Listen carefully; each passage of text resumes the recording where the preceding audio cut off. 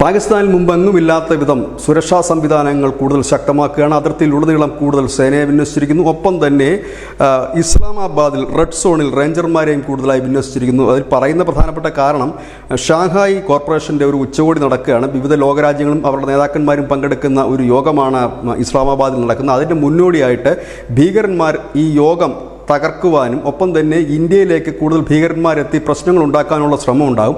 അതിൻ്റെ ഭാഗമായി അവരെ തടയുക എന്ന ലക്ഷ്യവുമായിട്ടാണ് അതിർത്തിയിലുടനീളം പാകിസ്ഥാൻ തങ്ങളുടെ സൈന്യത്തിൻ്റെ ആൾബലം കൂട്ടിയിരിക്കുന്നു. ഒപ്പം തന്നെ ഇസ്ലാമാബാദിൽ സ്ഫോടനങ്ങളും മറ്റും തടയുന്നതിന് വേണ്ടിയിട്ടാണ് കൂടുതൽ ഈ റേഞ്ചർമാരെയും മറ്റുമൊക്കെ നിയോഗിച്ചിരിക്കുന്നത്. ഏതായാലും ഇപ്പോൾ പശ്ചിമേഷ്യ അടക്കം സംഘർഷഭരിതമായിരിക്കുന്ന ഒരു സാഹചര്യം നമ്മൾ കണ്ടതാണ്. കഴിഞ്ഞ ദിവസം നസറുള്ളയുടെ കൊലപാതകത്തിൽ പ്രതിഷേധിച്ചുകൊണ്ട് അമേരിക്കൻ എംബസിക്ക് നേരെ നടന്ന ഒരു പ്രകടനം അക്രമാസക്തമാകുകയും ദിവസങ്ങളോളം നീണ്ടു നിൽക്കുന്ന തരത്തിലേക്കുള്ള അക്രമമായി മാറുകയും ചെയ്തൊരു സാഹചര്യമുണ്ട്.